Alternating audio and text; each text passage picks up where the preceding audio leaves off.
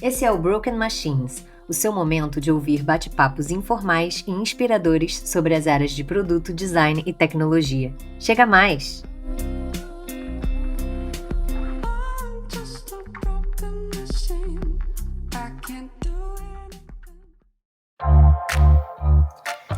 E aí, pessoal, tudo beleza? Olá, tudo bem? Voltamos com mais um episódio de Debate Quente. Isso aí. Hoje o assunto é bom. Antes de mais nada, né, eu peço que sigam lá o nosso Insta, @broken.machines, e avaliem ou comentem por aqui para dar uma força pra gente, viu? Lembrando que, né, normalmente o Felipe que fala isso, mas lembrando que não trazemos verdades absolutas, apenas nossas humildes opiniões. Exatamente. Certo? Principalmente hoje, a gente vai falar muito das nossas experiências. Sim. E a gente trouxe uma pessoa aqui bem especial, né? Especial em todos os sentidos.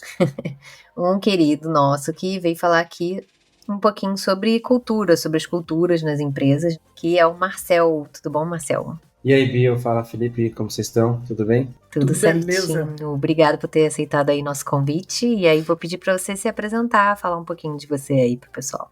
Boa. Sou Marcelo, então, tenho 36 anos hoje e estou como diretor de produto na Piuí, uma corretora digital aqui em São Paulo. Boa.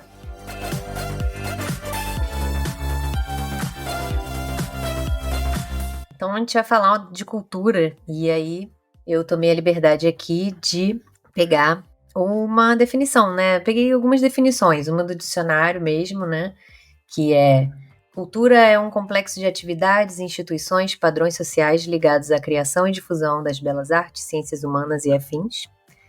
Mas tem uma outra que eu acho que até faz mais sentido pra gente aqui, que é: cultura é um conceito amplo que representa o conjunto de tradições, crenças e costumes de determinado grupo social. Ela é repassada através da comunicação ou imitação às gerações seguintes. Exato. Nada a adicionar, nada a acrescentar. Perfeito. Eu acho que faz muito sentido realmente para esse contexto que a gente vai falar de cultura aqui, porque a empresa eu vejo como se fosse uma mini sociedade. E mesmo que a empresa não declare formalmente, né, que ela tem uma cultura e qual é a cultura que ela segue, ela vai possuir de alguma forma, porque vai ter essa.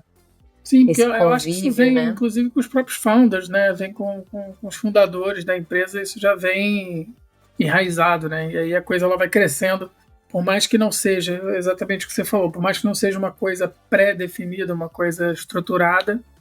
Mesmo que isso não seja oficial, acontece. E tem vários tipos, né, de culturas, em vários sentidos da palavra que a gente pode discutir aqui. Queria saber aí do Marcel o que ele acha na experiência dele, assim, por que tipos de empresas ele passou e em relação às culturas, né? O que você pode destacar aí pra gente, Marcel? Então, eu vou trazer um pouco das minhas experiências passadas, assim, mais recentes, inclusive a que eu estou vivendo hoje na Piuí. E o que é mais comum da gente ver são empresas que se declaram viver aquela famosa cultura de resultado, né? E o que é interessante perceber é o quanto isso está no papel, isso está, de certa forma, no comportamento das pessoas, mas que, ao mesmo tempo, foge daquilo que, eu pessoalmente acredito que deveria fazer parte dessa tal cultura de resultado. Então, é muito comum a gente encontrar um microgerenciamento dentro desse ambiente de cultura de resultado, achando que você consegue, como liderança, founder, enfim, impor um ritmo, garantir que as coisas sejam feitas como você, né, gostaria, e por isso teríamos um bom resultado de empresa. Mas na minha visão, o modelo que mais funciona, ou deveria ser mais visível por aí, é um modelo que busca resultado por um processo de crescimento, aprendizado, erros, né, erros declarados, erros bem aceitos, né, e isso é uma coisa que eu estou tentando trazer muito forte na Piuí hoje. Assim, a gente está não criando uma cultura, mas tentando trazer um ambiente de desenvolvimento de produto e que vai influenciar a companhia de maneira geral. Então, isso é o que eu tenho tentado trazer para o nosso ambiente, mas eu acho que, infelizmente, não é tão comum fora aí no nosso mercado de produto, enfim, tecnologia como um todo.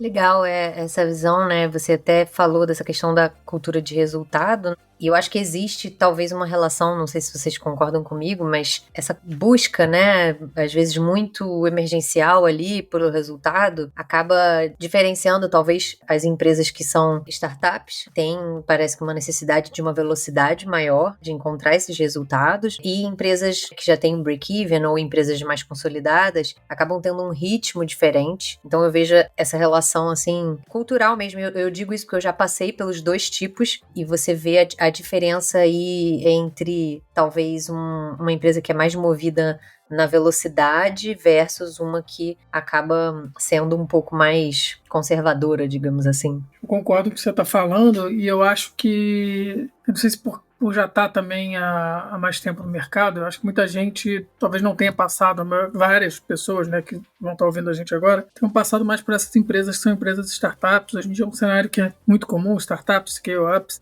mas eu ainda tenho um resquício. É engraçado como as coisas mudaram, né? Quando eu pelo menos comecei a trabalhar. A gente tinha, inclusive, num cenário dessas empresas que a gente pretendia sempre ficar mais tempo nessas empresas. Era coisa que passava 20 anos, 10 anos numa empresa. E eu acho que esse ambiente era preparado para isso. E não sei, acho que o ritmo era diferente, né? E é interessante que, dado todo esse cenário de empresas mais conservadoras, empresas startups, empresas scale-ups, eu não sei se vocês têm a mesma impressão, é por isso que eu estou compartilhando, mas que às vezes a gente fala de empresa voltada para resultado hoje, mas a impressão que eu tinha é que eu entregava mais antigamente em alguns cenários. Tenho a mesma impressão.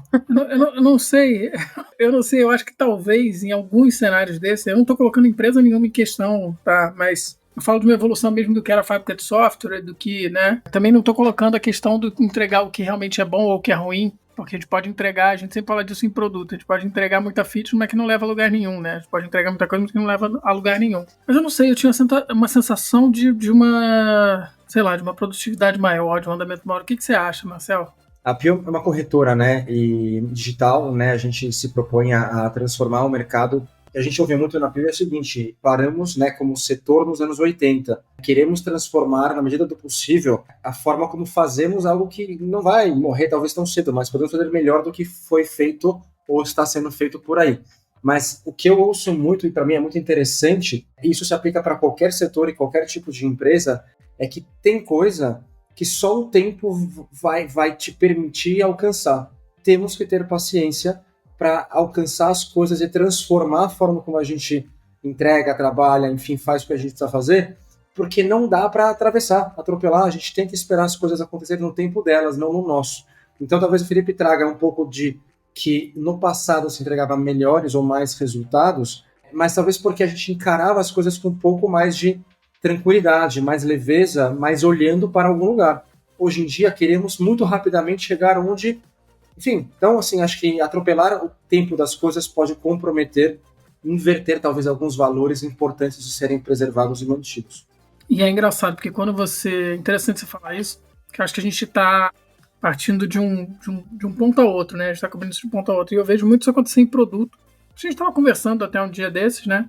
Primeiro que eu acho que a questão do resultado, em algumas ações que você faz, você tem que ter um pouco mais de paciência. Então começa num aprendizado, né? Então são ciclos de iteração que também são ciclos de aprendizado. E aí quando você junta isso à pressão, tudo vira MVP, tudo vira, né? E a gente sabe que em produto, eu uso muito esse termo, quando a gente faz determinados planos, quando a gente busca determinadas métricas, enfim, de que algumas coisas elas têm que maturar. Algumas coisas elas têm que cozinhar ali, né, para acontecer. E não adianta você botar uma pressão maior, mesmo que você seja uma empresa orientada a resultado ou uma pegada de resultado maior, que algumas coisas vão acontecer, outras não.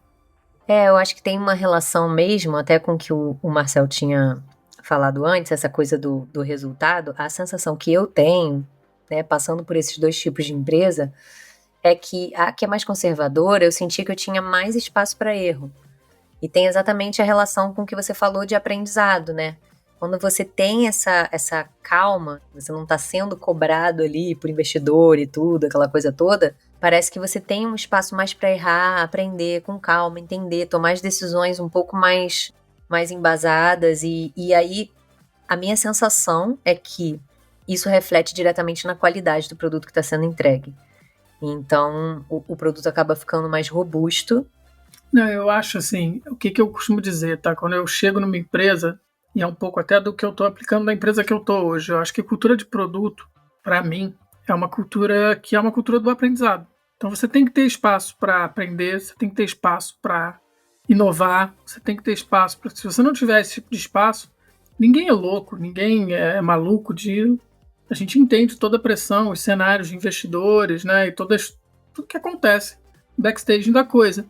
Então ninguém é maluco de deixar a coisa estourar ou não perseguir indicador nenhum, não é isso que eu estou falando.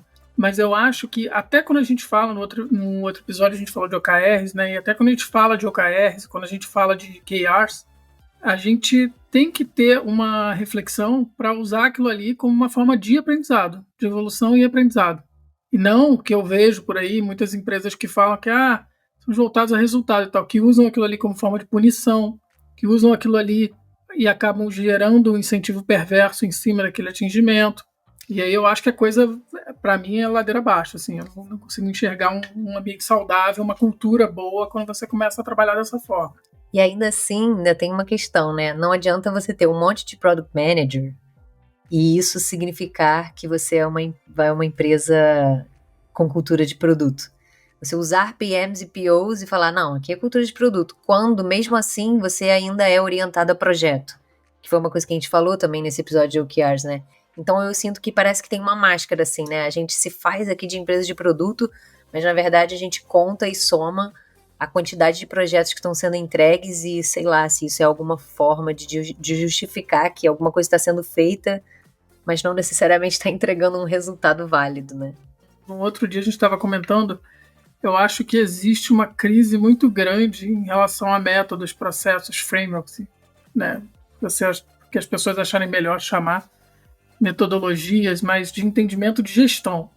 E aí, quando falta gestão, né, quando falta esse processo de gestão, existe uma necessidade, por N parte, né, de entrar na microgestão, de entrar no entendimento do que está fazendo a cada dia, ou então aí começa a se contar feature, aí começa a se contar ponto, aí começa a se contar uma série de coisas, porque você precisa contar, você precisa mostrar, enxergar o resultado da coisa ali. E aí quando falta esse entendimento desses frameworks que a gente usa para fazer isso, entendimento de lead time, entendimento de cycle time, enfim, de uma série de coisas que a gente vê muito ali no operacional, a coisa vai se desdobrando, como é que eu faço para cobrar as pessoas? Como é que eu faço para... Aí, cara, aí é a ladeira abaixo também, né? Assim, eu já vi realmente muita empresa trabalhar com projeto, né? Acho que por um lado, acho que a gente pode... Acho que é um pouco do que o Felipe trouxe, né?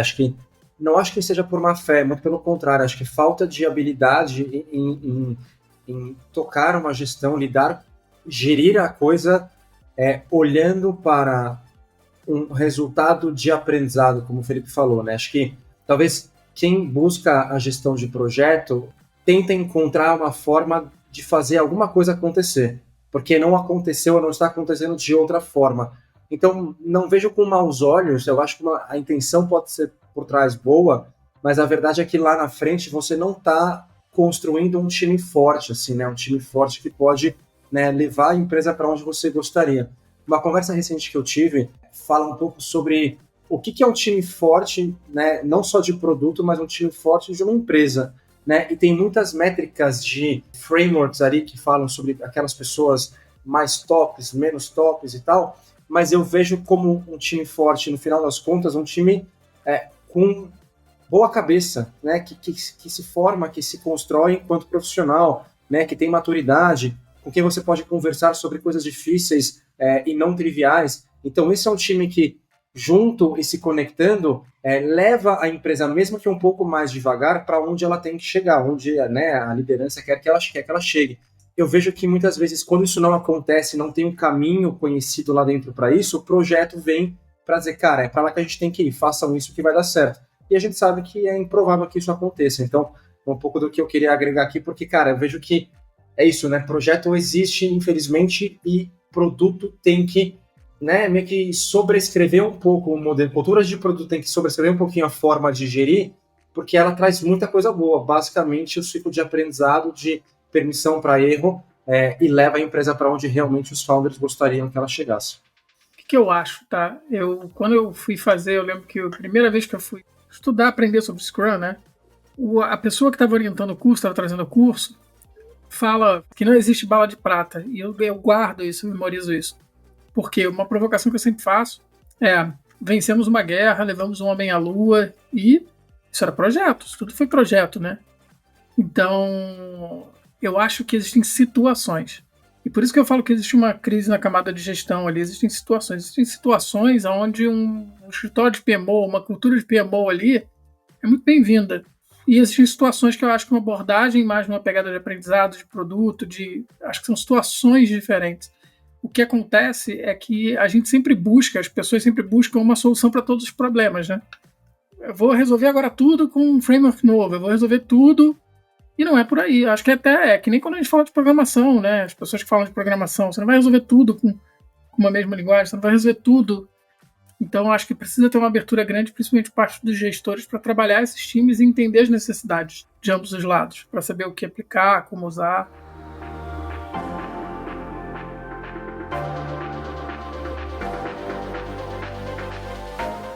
E é legal vocês terem tocado nesse assunto, que eu vou pegar 2 ganchos aqui com algumas coisas que eu estava pensando aqui também sobre cultura.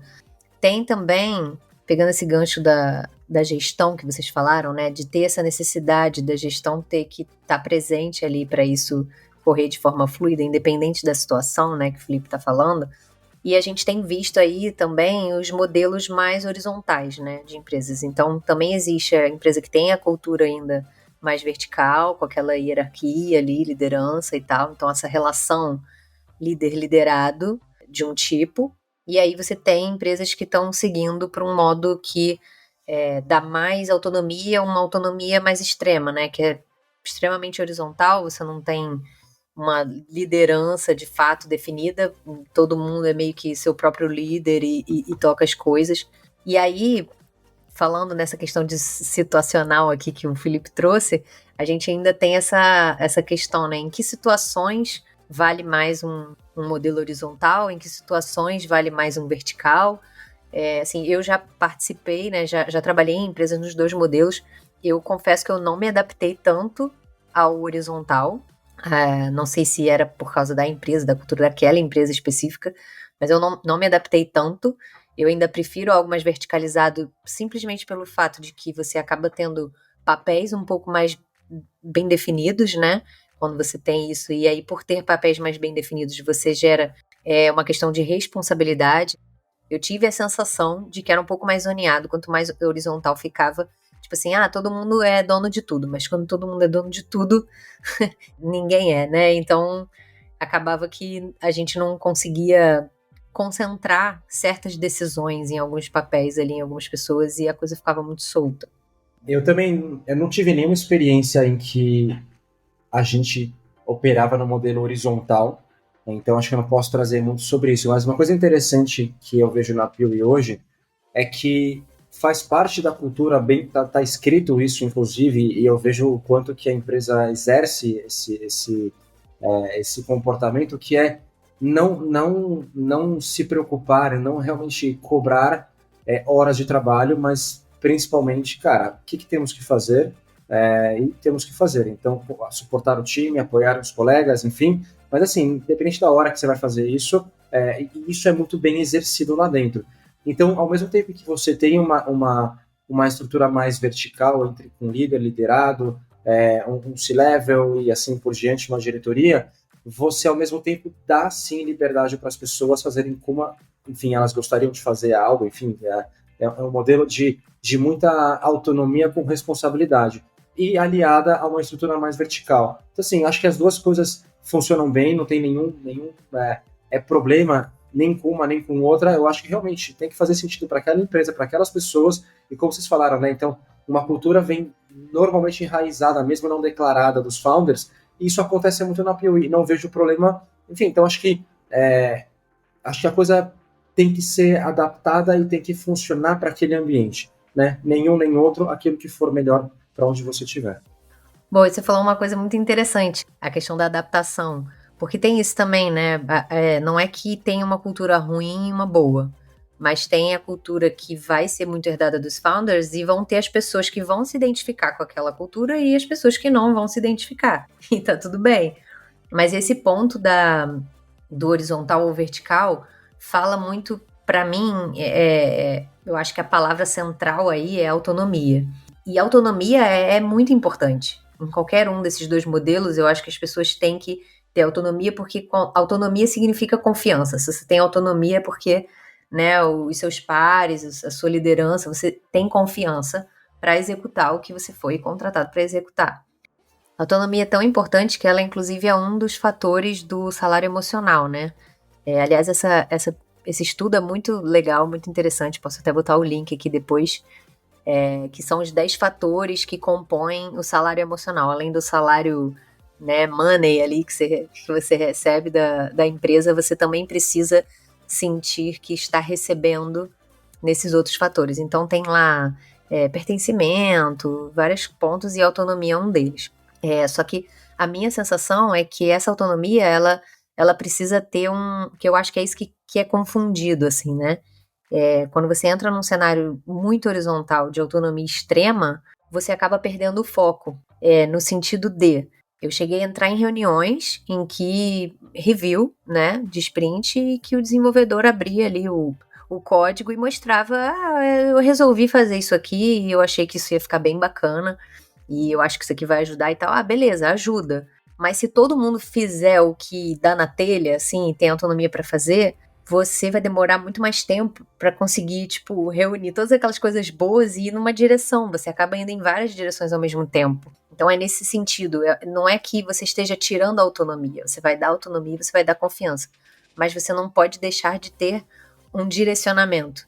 E eu acho que é aí que entra a questão da cultura de produto que ajuda, ou de projeto, né, que a gente estava falando, mas que tem que ser muito bem desenhada para se aliar à autonomia, e não você simplesmente delargar, né? A Mirella falou no episódio delargar e eu tô usando direto agora, não é delegar, é delargar. Você está citando o caso da regra, a regra é não ter regras, né? Exatamente, esse modelo super horizontal que eu tô falando é até referência no livro da Netflix, né, que é o No Rules Rules, que eu vi, inclusive, uma palestra, nessa empresa que eu tava, teve uma palestra da autora do livro. E assim, quem sou eu, né? Mas eu não me adaptei, eu discordei de algumas coisas que ela falou ali, mas não no sentido, tipo, eu sei mais, não é isso. Eu vou trazer um ponto polêmico, eu não acredito nisso. Não acredito, tô velho pra acreditar nisso. A Netflix tá aí, né? Mas eu não acredito nisso. Eu não acredito nisso por aquilo que eu já falei. Eu acho que eu já passei por experiências, né, parecidas, e aí eu li o livro, inclusive. E aí uma das primeiras coisas que ele fala é que eles sofreram um layoff gigantesco, tiveram que abrir mão de 1/3 da força de trabalho deles. E aí a primeira coisa que ele faz é build up talent density. Então, aumente a sua densidade de talentos. Aí você fica pensando assim, realmente, numa empresa onde eu tenho uma densidade muito grande de talentos, onde as pessoas têm uma maturidade boa em aceitar e trocar feedbacks, e funcionou, e eu dou autonomia. Eu estou dando autonomia para pessoas que estão num patamar. Exatamente. Ali, então, se eu pego profissionais que são, como é que eu posso dizer, que têm uma mega maturidade, são profissionais de ponta e tal, e eu dou autonomia, e esses caras aceitam e recebem feedback, dão feedback de forma construtiva, de forma madura, cara, a tendência é que a coisa vai funcionar e vai dar certo. Mas isso é super raro, né?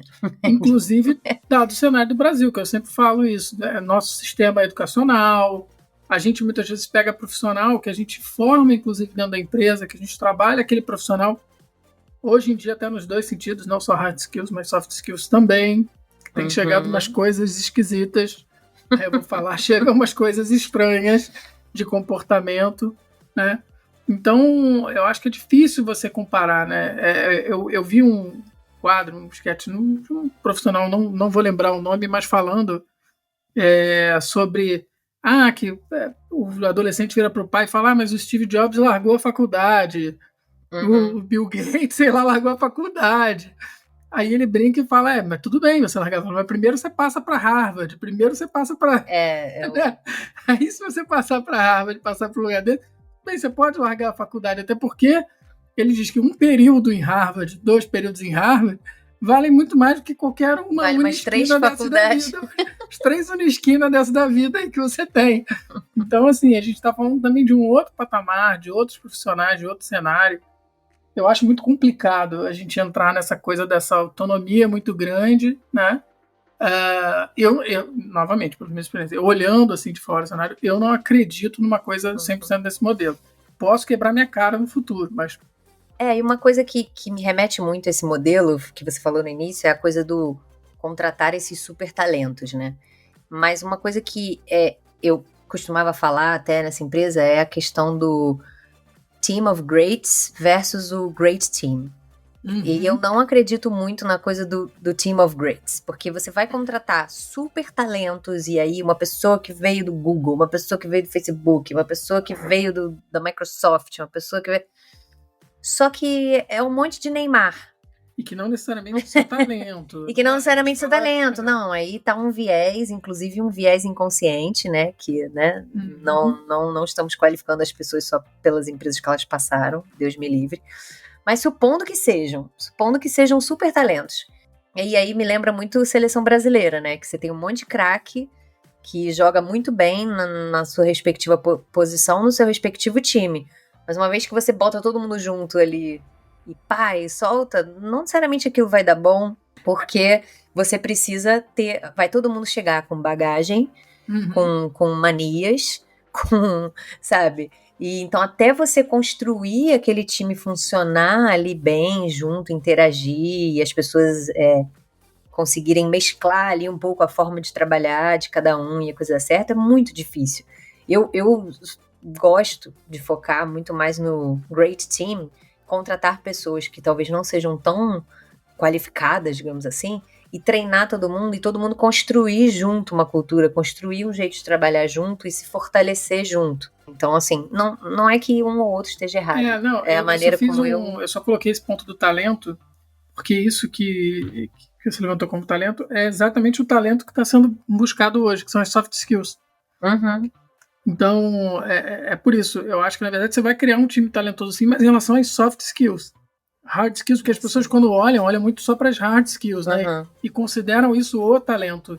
E aí, quando você pega essas pessoas de hard skills e coloca junto, as soft skills não funcionam. Porque se as soft skills funcionarem, inclusive, a tendência é que seja até um time que produza muito bem, que entregue muito bem, né?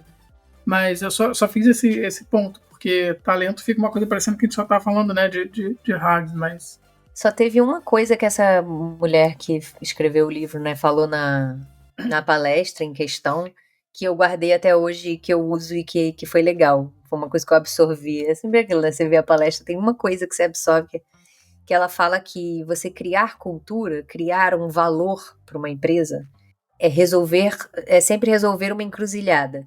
Então o valor, ele serve para sempre que você se depara com uma situação em que você tem 2 caminhos para seguir, o A ou o B, o valor da cultura daquela empresa tem que responder essa pergunta. A pessoa tem que saber, conseguir sozinha tomar a decisão de qual caminho seguir, simplesmente pelo, né, valor. Então, um valor bem escrito, né, de uma cultura, ele resolve as encruzilhadas do dia a dia. Se ele não está resolvendo, não está bem feito, né? Então você vai melhorando ali.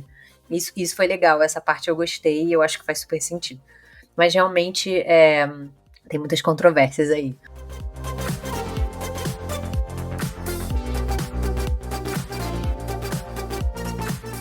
E me ocorreu, enquanto vocês falavam, uma série que foi o próprio Felipe que me recomendou há alguns meses atrás, que é Ted Lasso, né? Para quem não viu, recomendo fortemente. Sem spoiler, mas breve resumo da história. É um time de futebol ali na Inglaterra que, não ganha nada, tá quase caindo para a 18ª divisão ali, e veio um cara do futebol americano dos Estados Unidos para botar ordem na casa, né? E ele começa a trabalhar um time focado em soft skill, né? Então, como o time se relaciona entre si, onde ele intervém e onde ele não intervém, né? Então tem um cara ali que se acha a estrela do time. Como é que ele transforma o cara em 3 temporadas para trabalhar junto com o time, né? E se preocupar genuinamente com cada um dos seus colegas. Então, assim, Isso é um time que começa a rodar sozinho.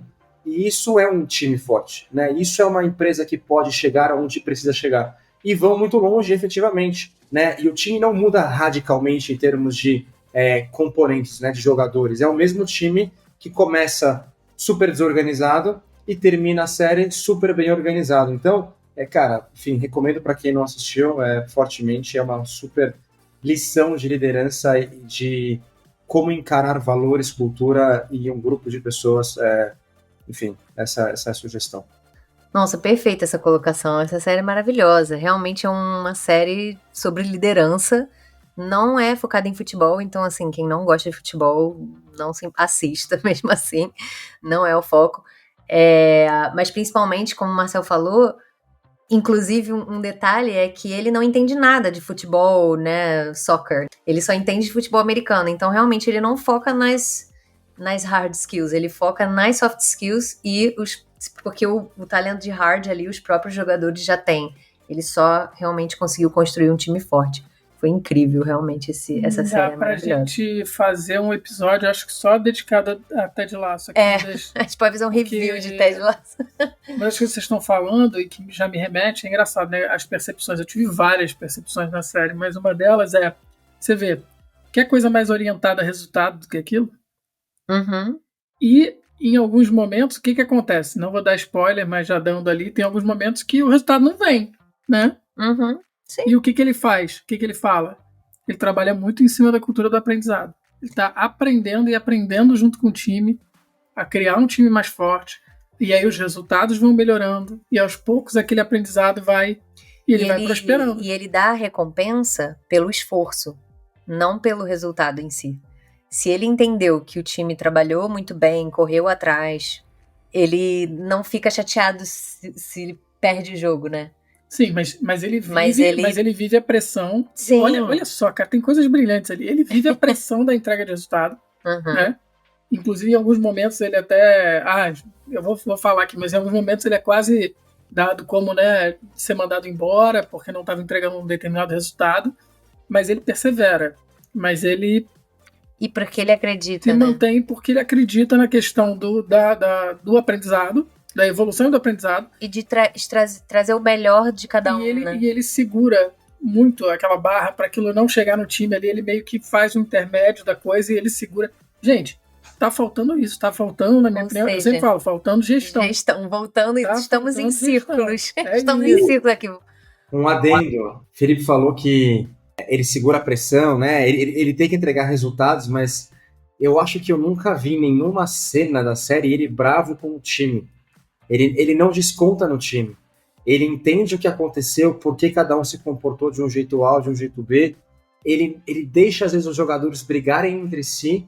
Pergunta pra você, mas você não vai fazer nada? Eu falei, não, eles vão se resolver sozinhos. Então, assim, ele realmente deixa a coisa se organizar naturalmente, mas é óbvio que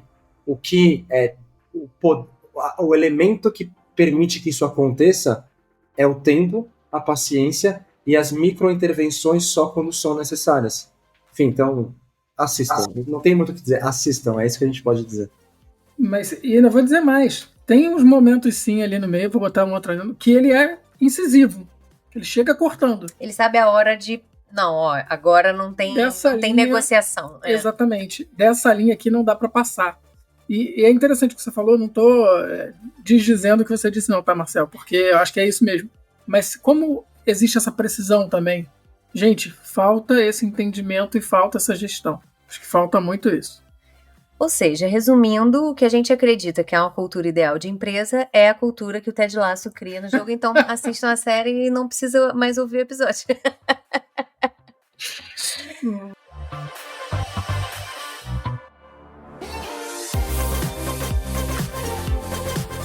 Mas agora eu queria saber da gente, assim, pra gente falar um pouco. Marcel, eu quero que cada um aqui fale qual foi a pior cultura que você já passou e a melhor e por quê. Vai vir o Raul Gil agora. Eu vou falar mais de elementos de cultura e não de uma cultura em si. Elementos bons de cultura para mim são aqueles que realmente promovem o aprendizado, promovem o resultado organizado, promovem um time forte. Então, um time forte por meio de bons critérios de time forte, não necessariamente frameworks padrão que você usa, copia, cola, enfim, e acha que os melhores caras, as melhores pessoas que entregam são as melhores pessoas da sua empresa, né? Então tem pessoas que carregam experiência nas costas, carregam maturidade nas costas, e isso para mim são elementos muito fortes, né, de uma boa cultura. Elementos ruins de uma cultura são, a gente falou de novo aqui, né, são a busca por resultado travestida de microgestão, né? Então acho que, cara, microgestão tem que ser muito pontual, tem que ser muito de vez em quando alguém precisa de um direcionamento um pouco mais incisivo. Não pode ser algo recorrente. Se é recorrente, temos problemas de gestão. Então, acho que esses elementos se contrapõem para mim. E quando eu encontrei autonomia com responsabilidade, quando eu encontrei pessoas que traziam bagagem, sabiam o que estavam falando e que deixavam a coisa fluir naturalmente, com erros e acertos, a coisa para mim gerou muito mais engajamento e muito mais, enfim, boas experiências, bons sentimentos. Legal, Marcel, eu concordo com você. Eu acho que eu também ia querer essa cultura aí boa que você pintou. E aí, para acrescentar, né, eu já passei por vários tipos de empresa, então grande, pequena, e aí fui percebendo onde que eu me adapto melhor, né, falando da adaptação. Eu me adaptei em empresas um pouco menores. Eu acho que passou, assim, de, sei lá, 200 funcionários para mim, já começa a ficar, porque exige, a não ser que a empresa seja muito organizada, que tenha uma comunicação muito boa, muito bem feita, o que normalmente não acontece, já começa a ficar meio confuso, assim, para mim. Eu já me adapto em empresas menores. E eu também já passei por empresas, assim, de extrema hierarquia, né? A gente estava falando dessa coisa do horizontal e do vertical. Então, extrema hierarquia do tipo, manda quem pode, quem obedece quem tem juízo mesmo. E também de extrema autonomia, como eu estava falando, né? Então, faz aí o que você quiser e tá tudo bem. E, assim, sinceramente, nenhum extremo é bom. Eu sempre prefiro o caminho do meio, mas se eu precisasse escolher, eu ainda escolheria a extrema hierárquica, mas pelo simples fato de ser mais organizado, assim, como eu falei. Eu acho que quando a coisa começa a desorganizar muito, eu já não me adapto tão bem. E principalmente por causa daquele motivo que eu falei. Eu acho que a questão da definição de papel, para mim, é muito importante. Eu falo muito isso quando eu converso até em entrevistas, assim, de empresas, né? Cara, os papéis são bem definidos, as pessoas...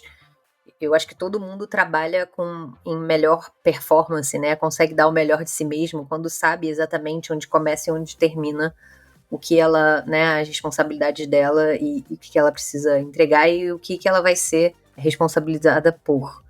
Então, eu tenho até um artigo que fala sobre isso, eu posso colocar o link na descrição também. E aí hoje, né, como eu falei nessas entrevistas que eu tenho feito, assim, quando eu vou escolher uma empresa onde eu trabalharia, né, eu sempre priorizo a organização. Empresas mais estáveis, assim, com break-even, né, como eu falei, eu não tive boas experiências aí em startups que tinham esse ritmo acelerado absurdamente. Então, eu prefiro empresas que tenham um pace mais lento, mais conservador. Tenho valorizado mais os cabelos brancos, principalmente no C-level. Assim, eu acho que pessoas mais velhas que tenham mais experiência ali realmente em tocar a coisa me agradam também, porque, né, enfim, eles vão ter mais cautela ali na tomada de decisão, não vai ter aquela correria, troco de nada. A questão da confiança, isso é um pilar muito importante para mim também, quando há confiança mútua ali entre os pares, muito importante. E uma coisa que a gente falou também, para mim, espaço para errar cara, eu não gosto de estar num ambiente onde... Porque a gente erra, a gente vai errar. E aí eu não gosto de estar num ambiente em que eu tô sendo julgada a cada micro passo que eu dou. E às vezes eu tô aprendendo também, tô crescendo também. Então tem que ter esse espaço. E por fim, porque eu já tô falando demais, eu preciso de equilíbrio com a vida pessoal. Então já passei por situações extremas de muito estresse, de muito trabalho. Eu tenho que ter um momento realmente para me dividir, principalmente depois com o trabalho remoto, né? E isso não me fez bem para minha saúde, então preciso desse equilíbrio. Basicamente, eu quero a empresa perfeita, né, que não existe. Mas tudo bem, só isso tudo.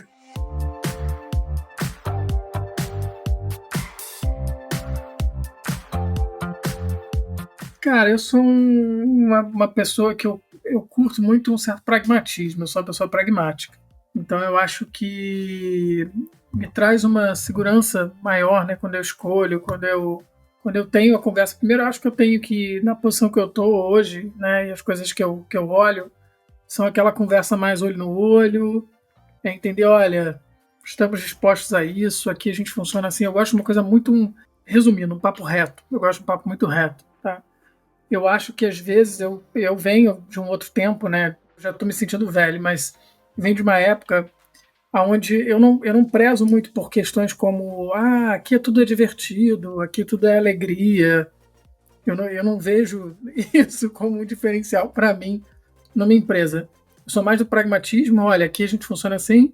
Eu gosto muito do cabelo branco, eu gosto mais até do que você, eu acho que eu já tenho, inclusive, então eu lido melhor com pessoas que têm mais experiência, porque a gente já sabe aonde a corda aperta, onde não aperta, o que faz, né? E já passamos por situações críticas e já temos experiência em lidar com determinadas situações. E eu acho que nesse esquema de cultura, eu acho que é mais isso que eu gosto, né? O que eu não gosto muito é exatamente isso. É uma coisa que eu vejo em algumas startups. Nessas startups é uma coisa meio mascarada, na minha opinião. E aí eu vou trazer polêmica também. Que é aquela coisa do... aqui é todo mundo legal, aqui nós somos os fluffers. E aqui nos fluffers a gente faz carinho, a gente dá beijinho, a gente... Não, se ama, a gente... não... E aí, inclusive, essas empresas trazem muita questão. Não, olha, aqui a gente é super diverso. A diversidade é o ponto fundamental da coisa. Né? Trazem muito isso essas empresas. E aí, quando você vai ver diversidade, né? É uma diversidade que olha muito para um determinado tipo de público. E esquece que diversidade é diversidade. O que é isso? Diversidade é velho, diversidade é alto, diversidade é baixo, diversidade enfim, cor, raça, clero, religião, diversidade é tudo. E aí, diversidade, no meu ponto de vista, é pensar no outro.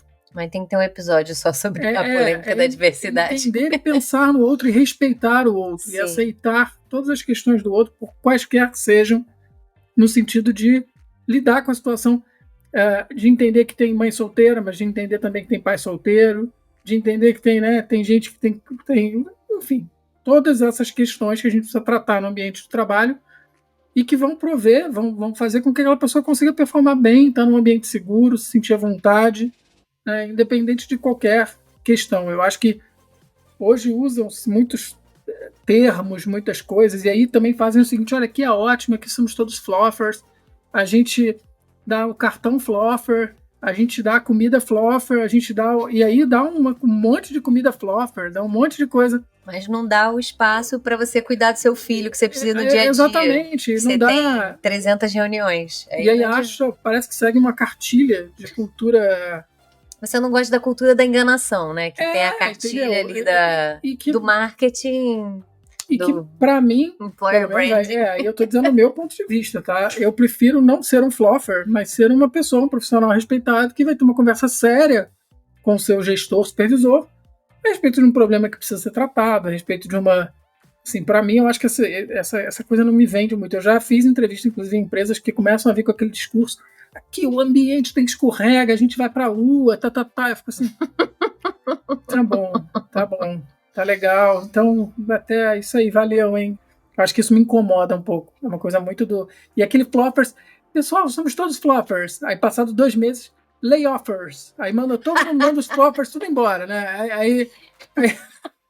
Aí deixa de ser flopper. A gente é muito legal, mas a gente não sabe o que tá fazendo, então agora você tá na rua. Tem aquela moça que tem um quadro que é ótimo no Instagram, que a gente segue. Usa todos esses... Como é que é o nome dela? Miranda. Ela começa a usar uns termos em inglês ali. Olha só, a gente é super legal, floppers, mas infelizmente a gente vai ter que mandar todo mundo embora, e nananã. Aí você fica assim...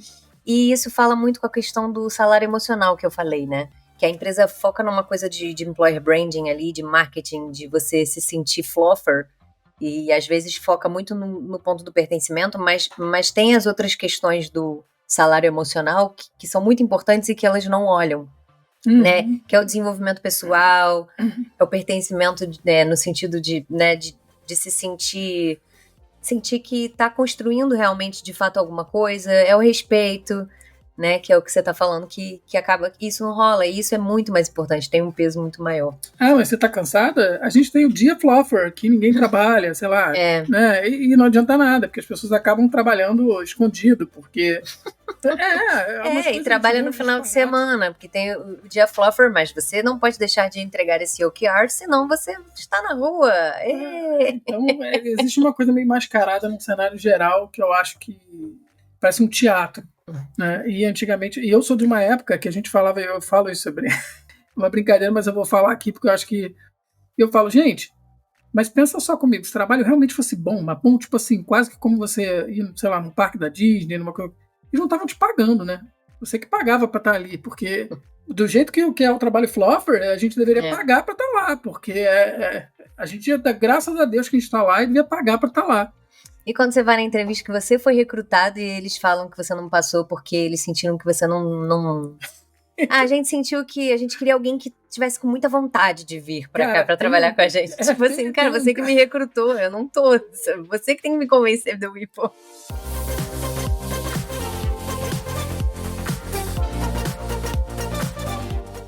Eu tenho uma sensação de que essa coisa do fluffer, eu adorei essa palavra, que parece um culto. Quando você entra na empresa, aí você tem que vestir a camisa, aí tem que fazer não sei o quê, aí tem que postar lá, tem que avaliar no Glassdoor, tem que nanã. E você entra naquilo ali e aí tem os rituais, que são as missas ali, ou enfim. Parece que a pessoa tem uma lavagem cerebral, assim, né? E segue o que a cultura, o que o CEO da empresa fala, como se fosse uma religião ali. Meu Deus, fulano sabe, encara como um messias, não sei. Eu tenho essa sensação de que as empresas estão criando uma coisa meio culto. E eu acho que tem um pouco a relação com o que você falou dos fluffers, mas eu vou deixar o Marcel falar. Fala aí, Marcel. Assim, você direto ao ponto aqui, eu odeio esse tipo de coisa. O Felipe falou agora, eu tô muito alinhado com ele, a gente já falou sobre isso muitas vezes. Cara, eu não consigo ver, sabe, aqueles vídeos motivacionais, a galera pulando, uau, é isso aí, galera, veste a camisa e tal. Cara, eu sou totalmente oposto a isso. Eu sou um cara mais reservado, pessoalmente falando assim, mas não me impede de me importar e de me engajar com o que eu tenho que fazer e tudo mais. Mas, fazendo uma advogada do diabo aqui também, eu conversei uma vez com um amigo meu que é fundador de uma startup também aqui em São Paulo, e ele falou, cara, eu também odeio essas coisas. Por outro lado, o que eu estou percebendo, e o meu RH, né, bate muito em cima, é que se eu não promover isso aqui dentro, eu perco as pessoas muito rápido.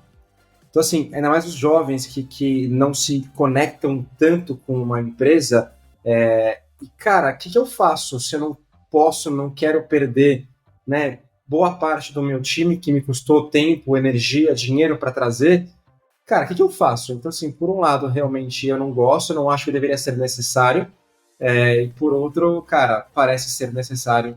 Mas é muito de geração, né? É o que essa geração Z, essa geração...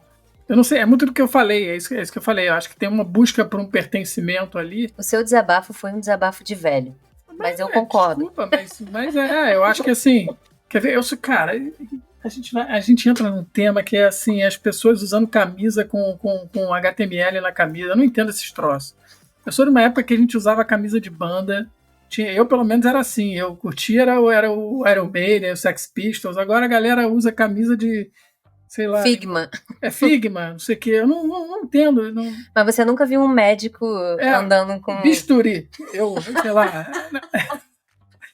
Eu não sei, eu não... Direito trabalhista, o cara vai. Porque direito trabalhista é sensacional, entendeu? Eu adoro isso.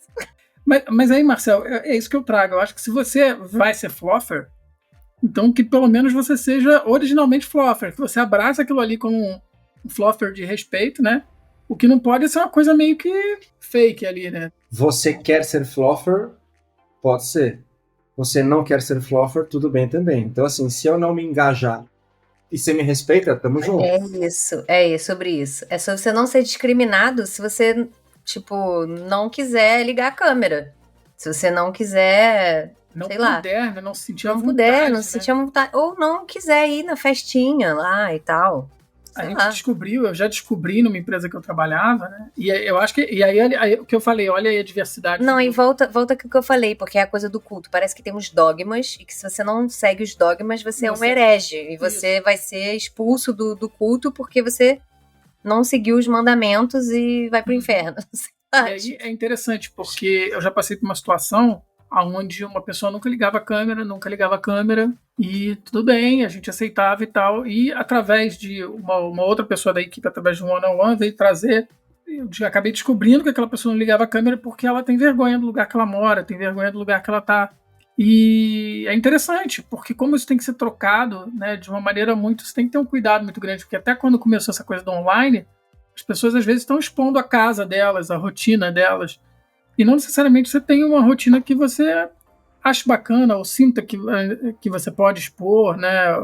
Tem que ter, eu acho que isso também é diversidade, isso é você entender o outro no máximo ali.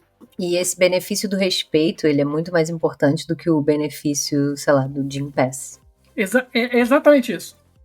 É exatamente isso. Chegou Enfim. no ponto agora que acabem com a cultura fluffer e passem a respeitar as pessoas de verdade. Uau! Mas isso é muito difícil, porque para respeitar você precisa aceitar o outro, você precisa aceitar a diferença. Isso é muito difícil. Falar de diversidade é muito fácil, mas fazer...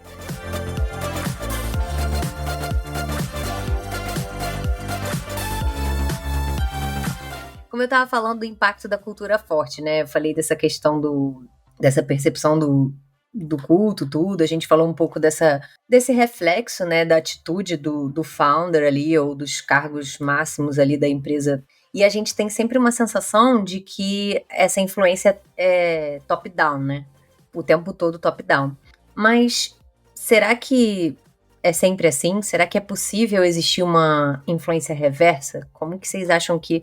Por exemplo, a gente vai passar por situações assim, a gente vai estar em empresas que vão ter esse tipo de cultura e não pode ficar quicando de uma empresa para outra por isso, mas apesar de muita gente estar fazendo isso. Mas como é que a gente, de alguma forma, tenta mudar esse cenário? Como é que a gente influencia ao contrário, né? Eu tenho meus macetes aqui, vou passar o meu Konami Code. Tá? Boa. O que eu acho? Eu acho que tudo é possível quando... É uma coisa que eu falo de quando eu tinha empresa, tá? Acho que a maior característica, a maior soft skill que a gente pode procurar no outro é o coração bom, né? E aí eu uso isso como uma característica para me pautar hoje dentro do ambiente de trabalho, dentro das interações que eu tenho, dentro das pessoas que... E é difícil, não tem um caminho correto, mas se você tem uma liderança direta ou se você tem um ambiente que você nota que as pessoas principalmente prezam pela honestidade, pelo caráter, eu acho que só isso já é um indicativo de que, por mais que muita coisa esteja sendo feita ali errada por conta de um despreparo, não ter os melhores processos, essas pessoas têm caráter, né? E, consequentemente, a ética, ela perdura naquele ambiente, vai acontecer, porque a troca é boa. Você vai trocar e a pessoa, entendi, acho que pode melhorar ali. Nada mais positivo numa relação de trabalho, num ambiente de trabalho, do que o respeito, do que a compreensão, empatia, né, em relação às pessoas ao seu redor. Assim, realmente, muitas vezes as pessoas que estão por perto, assim, seus pares não vão ser talvez as melhores naquilo que elas fazem, mas assim, de novo, volto à ideia de ter um time forte, fortalecer um time, e ele junto vai crescer, mas as bases de um time forte não são necessariamente boas entregas. Caráter, respeito, cuidado com o outro, empatia, e aí junto isso você coloca elementos de hard skill e isso vai junto para cima como assim, um bolo unido, assim, né? Acho que essa é a minha percepção. Assim, eu vejo, quando me perguntaram assim, cara, como é que tem sido, né, as coisas para você aqui na Piuí, né, que eu cheguei há pouco. Primeira resposta, cara, trabalho com pessoas boas, né? Trabalho com pessoas boas. Isso para mim é o mais valioso e o resto a gente vai conquistando e descobrindo ao longo do tempo. Perfeito. E além disso, eu acrescentaria, e aí um hackzinho também que funcionou comigo. Pelo menos sempre que eu consegui mudar alguma coisa na cultura da empresa, começa que você fazer... A gente até falou disso no outro episódio, né? Para você realmente fazer diferença na essência da empresa, você precisa ficar um tempo ali, demora tempo. A gente estava falando do tempo de maturar, né? Então você exercer essa influência sobre a empresa, você precisa estar pelo menos uns 5 anos ali trabalhando, né? Tem uma fala, né, que diz isso, eu não sei exatamente qual é o tempo, não é matemático, mas você precisa ter um tempo. Então é devagar, é mais devagar, é muito mais lento o processo de você conseguir mudar de baixo para cima. Mas como funcionou comigo? Quando que eu consegui ver de fato que alguma coisa que eu quis implementar ou mudar ali no dia a dia funcionou? Quando eu comecei de dentro para fora. Exemplo, né? E eu falo isso muito nas mentorias, né? Quando às vezes os designers vêm com umas dúvidas do tipo, mas a minha empresa não faz plano de carreira. Eu sou o único designer, eu não tenho um líder e na empresa não tem plano de carreira. Aí eu não sei para onde eu vou. Assim, tudo bem, então infelizmente você vai ter que fazer o seu plano de carreira. Ou, eu sou líder de um time aqui e aí não existe processo. Falei assim, tudo bem, mas você tem um processo do seu time? Não. Assim, você quer exigir da empresa que faça um processo quando você mesmo já não faz um. Então, todas as vezes que eu consegui influenciar foi quando eu entendi que meu time precisava de alguma coisa ou que eu precisava. Eu peguei, tomei iniciativa, fiz primeiro só para mim ou só para o meu time. E aquilo naturalmente, obviamente que de forma lenta, foi influenciando os times vizinhos, né? E aquilo foi crescendo e naturalmente aquilo foi virando uma cultura, pelo menos dos times mais próximos ali, das áreas que né, se relacionam. Então acho que a dica aqui é, sempre que você sentir uma necessidade de mudança, começa com você mesmo, né? De dentro para fora, que a tendência é que possa funcionar. Pelo menos comigo funcionou algumas vezes.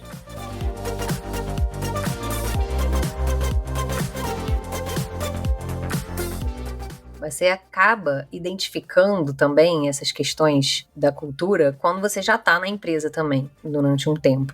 Mas como é que você sabe isso antes de você entrar na empresa? Como é que você escolhe a empresa, às vezes, para entrar? Como não cair numa cilada? Exatamente. Como evitar, né, essa enganação que o Felipe tá tão avesso, né? Dá? É possível? Precisa de tempo para descobrir essas coisas, né? Porque a forma como você vai, né? Depende com quem você fala, com quem você se relaciona. Eu acho que demanda tempo para você saber onde você está pisando efetivamente.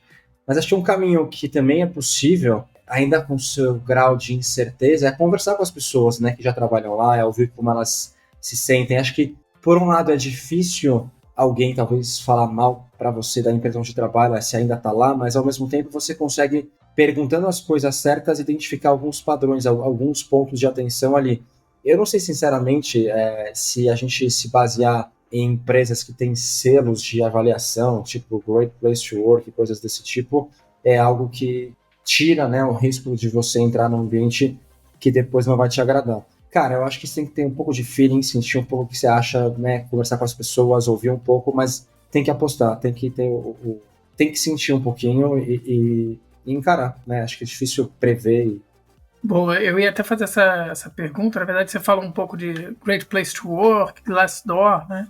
Sim, eu sou meio descrente dessas coisas. Primeiro que Glassdoor, as empresas hoje em dia fazem campanha, né? Então começa, vamos lá, vamos entrar, olha, tem que fazer, tem que avaliar, e eu sou contra. E pro Great Place to Work é a mesma coisa, né? Preenche. Sim. Olha, tem caso de empresa, e aí eu vou falar, não vou citar nomes, mas eu já vi isso, e gente, isso é horroroso. A gente está em 2023, os funcionários tinham um plano de saúde X, rodaram Great Place to Work e reduziram o plano de saúde para um plano de saúde pior, depois de rodar o Great Place to Work. E foi assim, e foi descarado, foi assim, das pessoas, não foi uma coisa tipo, não, meses, aí de repente, não, foi uma coisa de rodou, acabou e cortou. Eu comecei a desconfiar do Great Place to Work quando eu comecei a ver empresas que eu passei, que eram bem, bem, bem ruins, ganharem Great Place to Work. Que não é possível, não tem credibilidade isso. E aí eu acho que assim, o que o Marcel falou, pra mim funciona, sempre funcionou, que é, tenta trocar uma ideia, se for, vai fazer uma entrevista na empresa e tal, e você tá cogitando ir pra essa empresa, conversa com alguém que trabalha lá, conversa com alguém que deixou de trabalhar lá.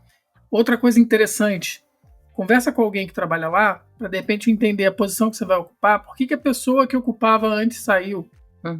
Tenta entender os cenários, porque aí você ocupa lá, cheguei pra uma posição aqui de produto, aí você vai conversar com alguém, por que a pessoa saiu? Não, porque eles falaram que ia acabar com a área de produto, agora não sei nem por que estão te contratando. Aí você já vê Assim, tem umas tem coisas alguma muito coisa esquisita, né? Outra coisa que é importante também, a gente falou muito sobre gestão. Então, pergunta quais os processos vocês utilizam, como é que vocês avaliam os times, como é que vocês avaliam as entregas. Conhecer o seu líder, ver o background, isso eu falo para os mentorados também, quando eles me perguntam. Pô, vê quem vai ser o seu líder e olha o LinkedIn dele também, vê quanto tempo ele é líder. Porque às vezes a pessoa acabou de virar liderança e se ele já tem background se ele de já gestão, tem, exatamente. Se ele tem realmente uma bagagem suficiente para o teu gestor, o teu mentor, exatamente. Porque isso diz muito sobre a empresa também.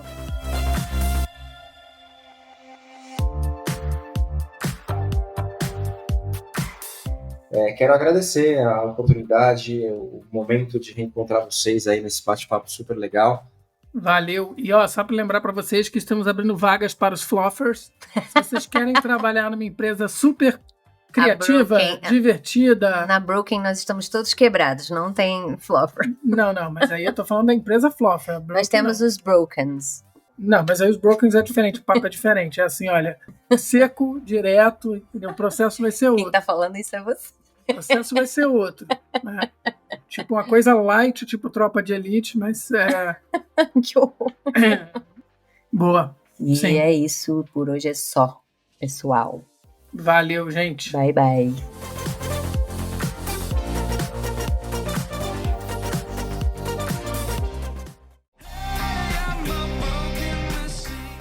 E aí, gostou desse episódio de Broken Machines?